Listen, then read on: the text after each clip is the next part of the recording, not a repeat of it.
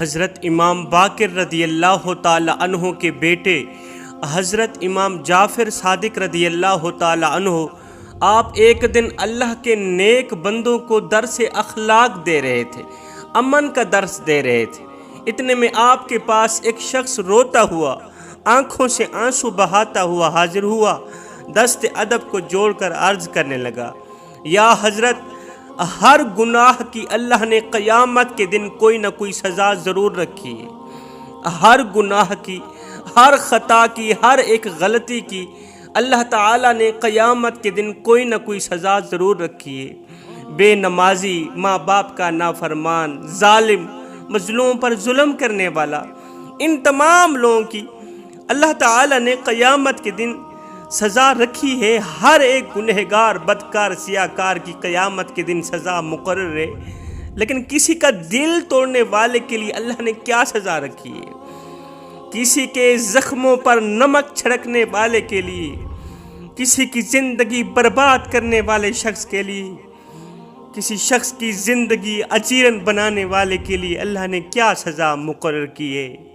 یہ سن کر حضرت امام جعفر صادق رضی اللہ تعالی عنہ نے فرمایا اے بندہ خدا، میں نے اپنے بابا حضرت امام باقر رضی اللہ تعالی عنہ سے سنا، انہوں نے اپنے بزرگوں سے سنا، انہوں نے جناب حضرت سیدنا علی المرتضی شیر خدا کرم اللہ وجہ الکریم سے سنا۔ حضرت سیدنا علی المرتضی شیر خدا کرم اللہ وجہ الکریم نے فرمایا اگر اللہ تعالیٰ چاہے تو بروز قیامت جو سزا قتل کرنے والے کو دے گا وہی سزا دل توڑنے والے کو دے گا۔ اللہ تعالیٰ قیامت کے دن جو سزا قتل کرنے والے کو دے گا وہی سزا دل توڑنے والے کو دے گا۔ پوچھا گیا، حضرت، قتل کرنا اور دل توڑنا، ان دونوں کی سزا برابر کیوں ہے؟ قتل کرنا، دل توڑنا، ان دونوں کی سزا برابر کیوں ہے؟ حضرت علی رضی اللہ تعالی عنہ نے فرمایا، وہ اس لیے کہ قتل کرنے سے انسان کا جسم مرتا ہے، قتل کرنے سے انسان کا جسم مرتا ہے، اور دل توڑنے سے انسان کی روح کو صدمہ پہنچتا ہے، دل توڑنے سے انسان کی روح کو تکلیف پہنچتی ہے، صدمہ پہنچتا ہے۔ جب انسان کی روح کو صدمہ پہنچتا ہے، تکلیف ہوتی ہے، پھر بیچارہ انسان نہ مر سکتا ہے اور نہ ہی جی پاتا ہے۔ مرنے کی کوشش کرتا ہے، مر بھی نہیں سکتا کیونکہ خودکشی حرام ہے، اور سکون سے جی بھی نہیں پاتا۔ جو کسی کے سکون کا دشمن بن جائے، جو اللہ کے بندے کے سکون کا دشمن بن جائے، وہ ہرگز نہیں بخشا جائے گا۔ اس کی زندگی دکھوں کے درمیان لٹک جاتی ہے۔ اس لیے تو اللہ تعالیٰ نے اس بدترین گناہ کی سزا یہ رکھی ہے کہ کسی کو دکھ دینے والے کی، کسی کا دل توڑنے والے کی تمام نیکیاں قیامت کے دن ختم کر دی جائیں گی۔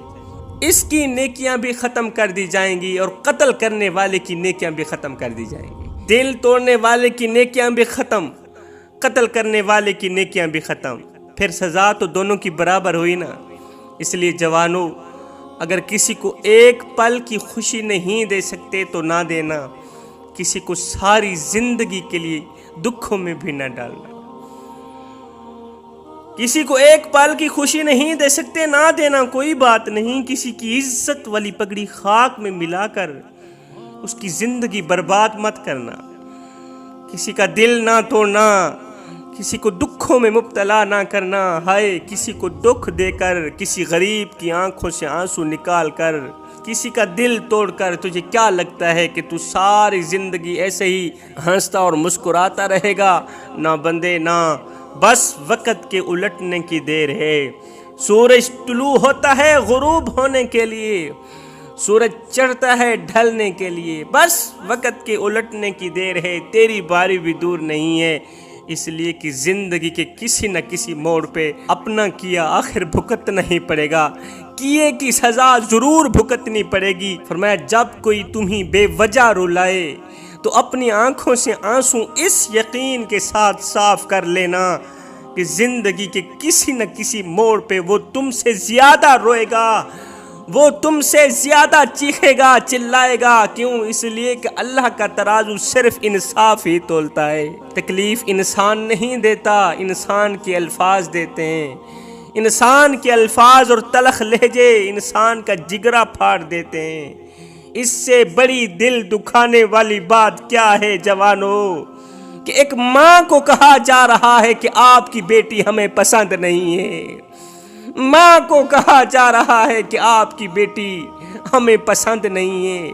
ہائے نہ ہم رہے دل لگانے کے قابل، نہ دل رہا غم اٹھانے کے قابل۔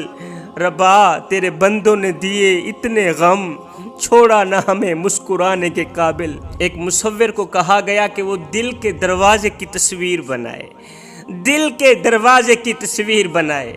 مصور نے پہلے تو ایک بہت ہی خوبصورت سا دل بنایا، پھر دل کا ایک چھوٹا سا دروازہ بھی بنایا، لیکن اس دروازے کو کھولنے کے لیے ہینڈل نہیں لگایا۔ دروازے کو کھولنے کے لیے ہینڈل کا لگانا ضروری ہوتا ہے نا، لیکن مصور نے وہ ہینڈل نہیں لگایا۔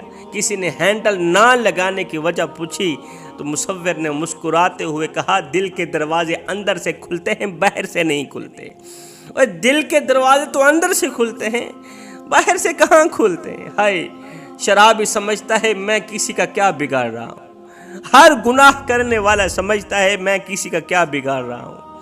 ارے نادان تو کہتا ہے میں کسی کا کیا بگاڑ رہا ہوں، تیرے اٹھنے والا ہر قدم مدینے والے کے سینے پہ وار کر رہا ہے، مدینے والے کو دکھ دے رہا ہے، مدینے والے کا دل دکھا رہا ہے، اور تو کہہ رہا ہے کہ میں کسی کا کیا بگاڑ رہا ہوں۔ ہائے میں کو میڈا دکھ، میں کو تیڈا دکھ، میں کو ہر مظلوم انسان دا دکھ، جتھے ظلم دی بھا پئی بلدی ہے، میں کو روہی چولستان دا دکھ، اور جتھے کوئی انصاف تا نہ کہنی، میں کو پورے پاکستان دا دکھ، جڑے مر گئے ہیں نو تا مر گئے ہیں، میں کو جیوں دے قبرستان دا دکھ۔ جو مر گئے ہیں میں ان کا گلہ کیوں کروں، مجھے تو زندہ قبرستان کا دکھ لگ رہا ہے۔ اس دنیا کی بھی عجیب کیفیت ہے، کوئی آ رہا ہے تو کوئی جا رہا ہے، کسی کے لیے حیات تو کسی کے لیے موت، کسی کا شاندار مکان تو کوئی قبر کا مہمان، کوئی زندگی کا پہلا غسل کر رہا ہے تو کوئی آخری بار نہا رہا ہے۔ صاحب موت برحق ہے، موت برحق ہے، مگر کفن میں شک ہے۔ دیہات کی بہتی ہوئی نہر میں سے ایک لاش ملی، لاش پھول گئی تھی، پہچانی نہیں جاتی تھی۔ دیہات والوں نے سوچا کہ کوئی بھی ہے مسلمان تو ہے، غسل کفن تو دیا جائے، جنازہ تو پڑھایا جائے۔ اب دیہات کے ایک مولوی صاحب سے غسل کروایا گیا۔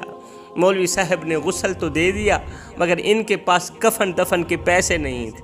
اب مولوی صاحب نے لاؤڈ اسپیکر پر اعلان کیا کہ ایک لاوارث لاش ملی ہے، ان کے کفن کے لیے چندہ جمع کرنا ہے۔ اب مولوی صاحب کی آواز پر کسی نے روپیہ دیا، کسی نے 2 روپیے دیے۔ قصہ مختصر، جوانوں کفن کے پیسے چندے سے پورے کر کے جنازہ کرایا گیا اور لاش دفنائی گئی۔ 1 ہفتے بعد پتہ چلا کہ وہ تو فلاں زمیندار کی لاش تھی، وہ تو فلاں امیر کی لاش تھی، جس کی کوٹھیاں، بنگلے اور 4 نوجوان بیٹے تھے۔